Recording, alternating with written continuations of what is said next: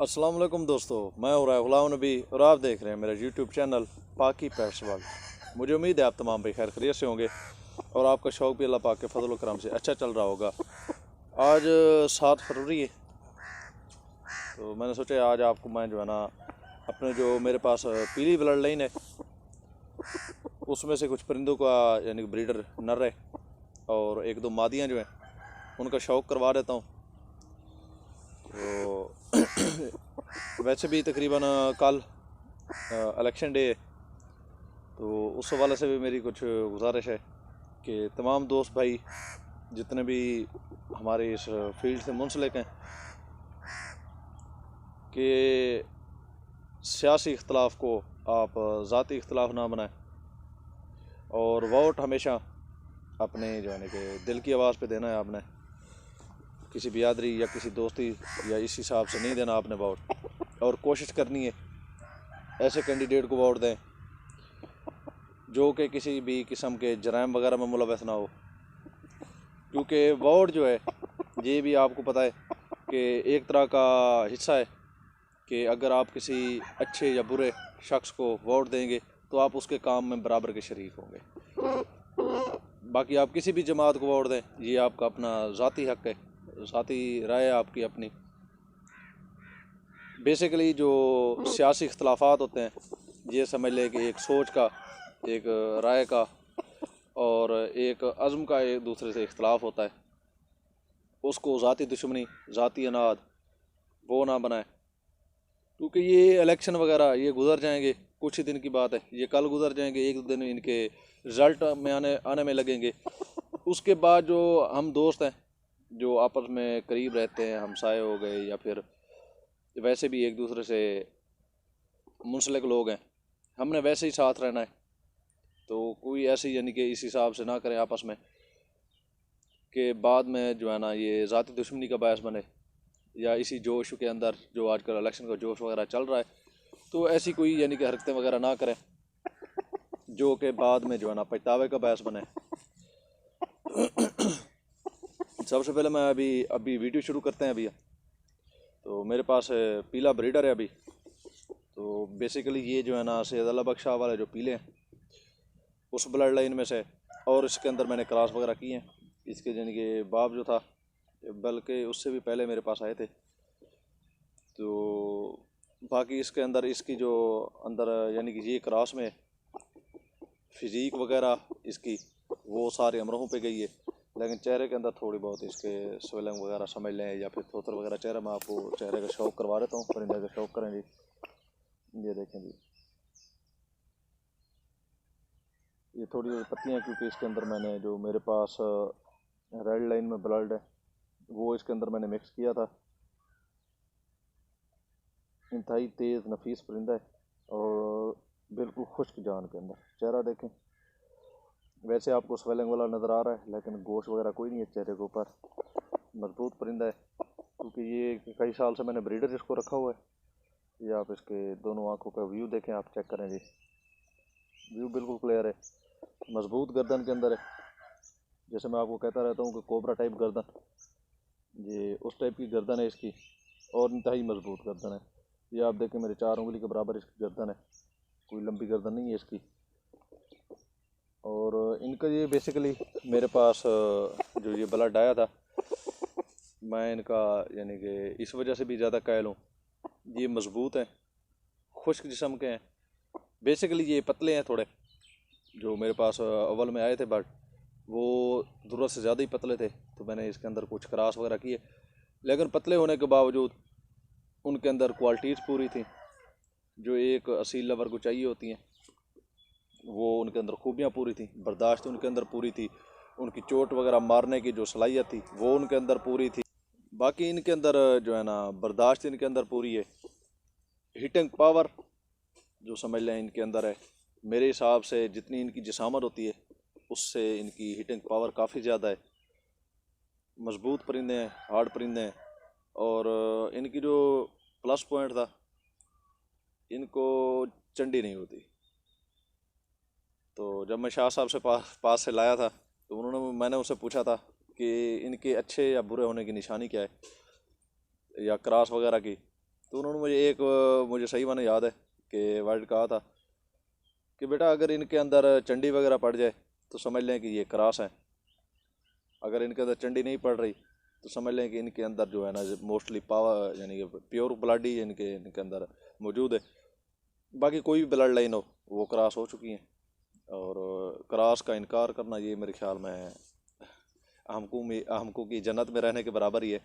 बाकी आप परिंदा देखें, आप इसके पल्ले से चेक करें जी, मजबूत पल्ले हैं जी, लंबे पल्ले। बाहर जो है ना ये वाइट शो है तकरीबन छः इस साइड पर और 6 इस साइड पर। इस साइड पर मेरे ख्याल में कुछ ज़्यादा ही है। ये देखें जी, पल्ले चेक करें जी। बाकी आपको मैं परिंदे की नलियां जो है ना वो शो करवाता हूँ। इंतहाई मजबूत खुश्क नलियां हैं, ये देखें जी। आपको थोड़ी इस नली से अंदाज़ा हो रहा होगा कि किस तरह इसकी खाली बनी हुई है। ये देखें जी, सख्त डंडे हैं और इंतहाई खुश्क खालियाँ।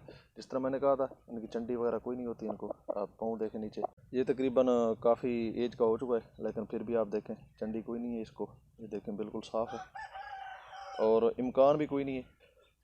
और इनकी जो दूसरी बात है, इनकी नलियाँ इंतहाई पतली होती हैं, खुश्क, इंतहाई पतली और ख़ूबसूरत नलियाँ, जिसकी वजह से आगे जो नीचे जो तलियाँ हैं उनके अंदर भी यानी कि कोई ऐसा नहीं होता कि गोश्त वगैरह ज़्यादा। तेज़ परिंदे। बाकी मैं आपको इसके साथ जो मैंने मादियाँ लगाई हुई हैं वो भी आपको शो करवाता हूँ। आप मादियाँ देखें और आपने बताना है कि आपको ये किस तरह का पेयर लगा है कि मादियों के साथ इनकी यानी कि जिस तरह मैंने इनकी जोड़ी वगैरह बनाई है तो आपने मुझे ज़रूर बताना है। तो अभी मैं आपको इसके साथ जो पहली मादी लगाई है वो अभी शो करवाता हूँ जी। तो दोस्तों ये मादी है जो मैंने उस पीले ब्रीडर के साथ लगाई हुई है।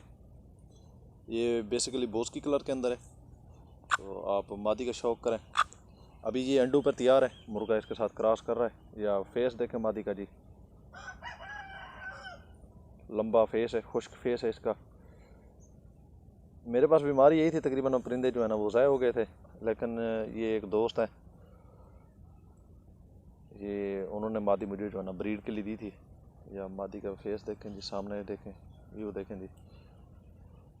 अभी इसने क्रीज वगैरह मुकम्मल की है, लेकिन थोड़ी कमज़ोर पहले भी काफ़ी ज़्यादा थी, तो इस वजह से जिस तरह एक खूबसूरत ब्रीड होती है क्रीज, वो मुकम्मल तो नहीं कर पाई। लेकिन जो है ना ओवरऑल आप कह लें कि बहुत अच्छी क्रीज की है इसने। ये आप इसके दुम वगैरह देखें जी, ये आपको नज़र आ रही होंगी। ये बोस की पीले जिस तरह होते हैं गर्दन, और दुम जो है ना वो येलो। बाकी बीच में जो है ना ये बोस की ज़रा सूरज निकला हुआ है तो कुछ ज़्यादा ही शाइन कर रही हैं ये मादी। तो ये अभी इसके आप नलियों को शौक करें जी। पतली खुश्क नलियाँ हैं इसकी। ये नली का आप अंदाज़ा मेरी उंगली से लगा लें कि मेरी उंगलियां भी जो है ना इससे काफ़ी मोटी हैं, हालांकि अच्छे खासे जिसामत की मादी है। और मैं आपको इसके साथ की जो दूसरी मादी है उसका भी शौक़ करवाता हूँ। वैसे जिस दोस्त ने ये मादी मुझे दी है, अभी मैंने उनके पास जाना है तकरीबन 15 से 20 दिनों के अंदर, तो वहाँ पर मैं आपको उनके पास जो बर्ड है उनका शौक़ करवाऊँगा कि उनके पास किस तरह के बर्ड है। और इंशाल्लाह उम्मीद है आपको मज़ा आएगा। अभी मेरा चक्कर लगना है तो उसके ऊपर मैं कंप्लीट वीडियो बनाऊँगा, सारी जो उनके पास बर्ड वगैरह हैं, जितने भी किस्म के उन्होंने रखे हुए हैं, तो सारे बर्ड आप दोस्तों को दिखाऊँगा। मादी को आपने देख लिया, अभी दूसरी मादी मैं आपको दिखाता हूँ जो मेरे पास ब्रीड के लिए है। ये खैर मेरी अपनी है, अभी ये भी मुझे एक मोहतरम दोस्त है उन्होंने दी थी। ये काफ़ी साल हो गए मेरे पास फिर रही है। या मादी का जो है ना शौक़ करें जी। ये भी पीली ब्रीड में से ही है। आप देखें जी मादी, चेहरा देखें आप मादी का, आँख आप देखें,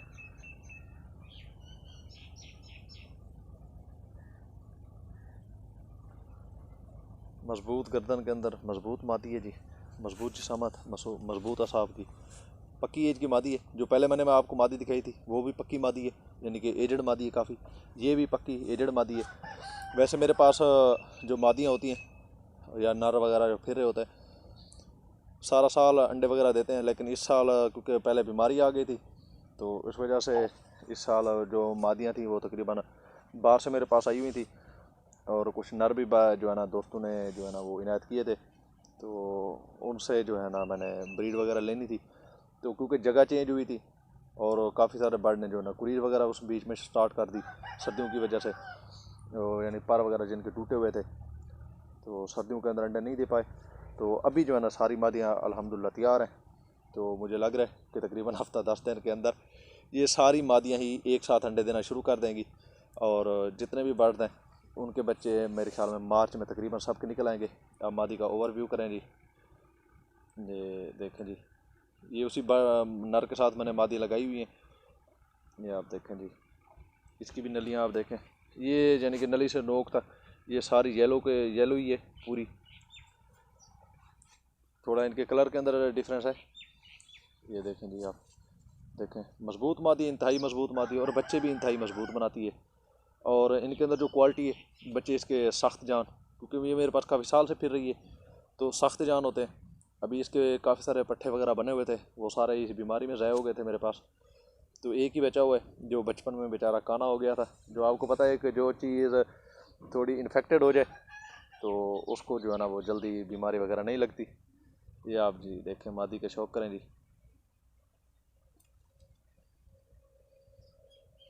अभी एक और छोटी मादी है, वो भी एक दोस्त ने दी थी, वो भी आपको दिखाता हूँ कि किस तरह की मादी है। ये बेसिकली ये भी मुझे जो है ना शाह साहब ने दी थी।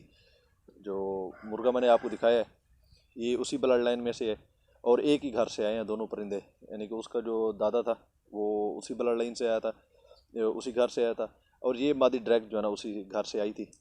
ये अभी काफ़ी एजड हो चुकी है, लेकिन फिर भी ना नलियाँ इसकी जो है ना मोटी हुई हैं, ना इसकी जिसामत के अंदर कोई इतना इशू आया है। बिल्कुल मजबूत, जिस तरह खुश्क परिंदे थे अभी तक भी वैसे ही खुश्क हैं, मजबूत परिंदे हैं, और चेहरा वगैरह भी खुश्क है। अभी आप सामने का व्यू भी देख सकते हैं, जैसे मैंने आपको वो मादी दिखाई थी, ये देखें जी।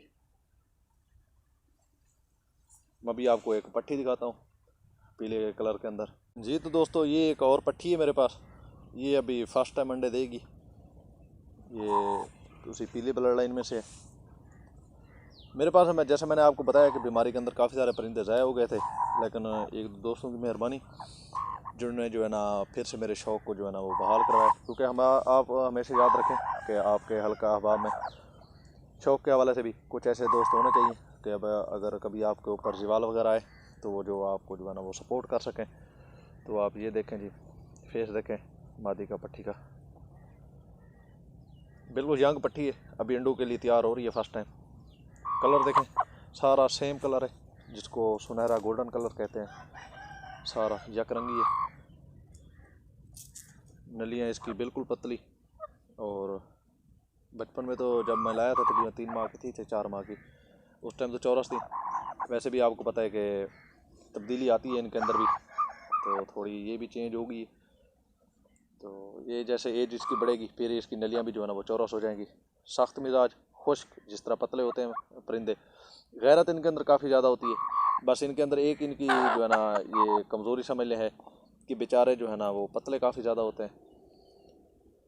बाकी इनके अंदर किसी किस्म का सालत वगैरह कोई यानी कमी नहीं होती। ये आप देखें जी, वादी का पूरा व्यू करें, यंग पट्टी है, अभी अंडों के लिए तैयार हुई। अभी मुर्गा नहीं बिठाया मैंने इसके ऊपर, अभी बस सिर्फ तैयारी के अंदर चल रही है, कुछ खा पी ले मैंने कहा, क्योंकि जितने दिन आगे हो जाएगी तो इसके लिए फ़ायदा है।